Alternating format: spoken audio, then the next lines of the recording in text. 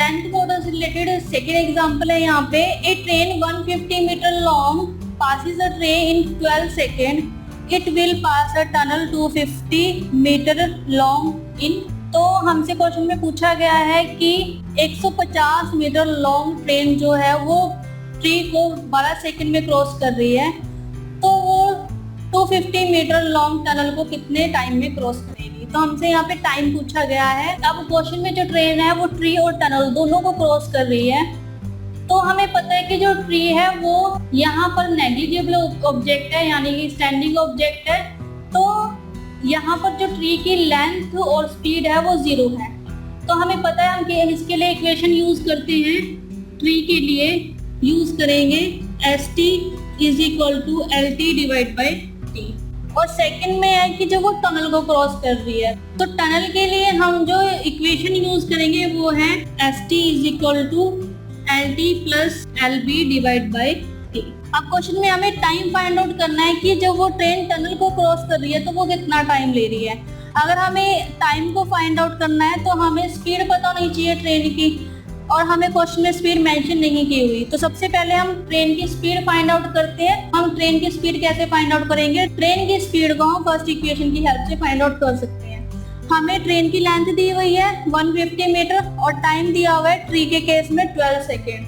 तो अगर हम यहाँ से देखें तो लेंथ है 150 और टाइम है 12 सेकेंड, तो ये आएगा 12.5 मीटर पर सेकेंड। यानी कि जब ट्रेन ने ट्री को क्रॉस किया तो उसने 12.5 मीटर पर सेकेंड की स्पीड से उसने ट्री को क्रॉस किया है। अब हमारे पास स्पीड पता है ट्रेन की, तो हम टाइम फाइंड आउट कर सकते हैं। तो अगर हम इस 12.5 को स्पीड की जगह रखें तो 12.5 = लेंथ है ट्रेन की 150 मीटर प्लस जो स्टेशनरी बॉडी है उसकी जो लेंथ है वो है 250 मीटर डिवाइड बाय टाइम हमें यहाँ पर फाइंड आउट करना है। ठीक है, तो अगर हम इसको सिंप्लीफाई करें तो t = 150 प्लस 250 डिवाइड बाय 12.5, तो ये आएगा 400 डिवाइड बाय 12.5 यानी कि 32 सेकेंड। तो इस तरह से आप क्वेश्चन को सॉल्व कर सकते हो।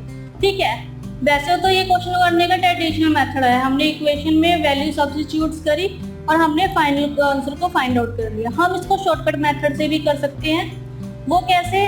अब क्वेश्चन में दिया हुआ है कि 150 मीटर लॉन्ग ट्रेन ने ट्री को क्रॉस किया है 12 सेकंड में, और उसी ट्रेन ने 250 मीटर लॉन्ग टनल को भी क्रॉस किया। वो हमें टाइम बताना है। ठीक है, अगर उसने ट्री को क्रॉस किया और उसने टनल को क्रॉस किया तो ऑब्वियस है कि दोनों ऑब्जेक्ट्स को उसने सेम स्पीड से क्रॉस किया होगा, है ना। हमने पहले यहाँ पे स्पीड फाइंड आउट करी 12.5 मीटर पर सेकेंड। हमने इसी में ही इस स्पीड को पुट ऑन किया 12.5 मीटर पर सेकेंड। यानी कि क्वेश्चन में कहा गया है कि जो ट्रेन की स्पीड है वो सेम स्पीड से दोनों ऑब्जेक्ट्स को क्रॉस कर रही है। तो हमें पता है कि जब हमारे पास जो स्पीड है वो कांस्टेंट हो तो जो टाइम है वो प्रोपोर्शनल होता है डिस्टेंस के, है ना। तो टाइम प्रोपोर्शनल है डिस्टेंस के। तो यहाँ टाइम दो जगह लिया, एक लिया है ट्री के टाइम पे और दूसरा लिया है टनल के टाइम पे। ठीक है, और डिस्टेंस है एक जब उसने ट्री को क्रॉस किया, दूसरा जब उसने टनल को क्रॉस किया है। तो अगर हम यहाँ देखें तो t1 जो टाइम फर्स्ट केस में लिया गया है और टाइम t2 जो टाइम सेकंड केस में लिया गया है, d1 डिस्टेंस जो फर्स्ट केस में लिया गया है, d2 डिस्टेंस जो सेकंड केस में लिया गया है। t1 है हमारे पास 12 सेकंड। ठीक है, ट्री को क्रॉस करते टाइम उसने 12 सेकंड लिए हैं।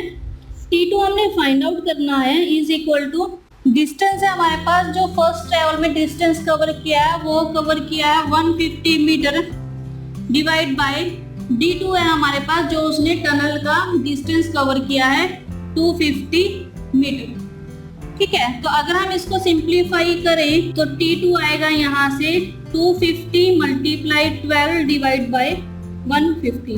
तो d2 है यहाँ पे जो लेंथ है ट्रेन की प्लस जो लेंथ है टनल की। तो लेंथ है टनल की 250 प्लस ट्रेन की है 150।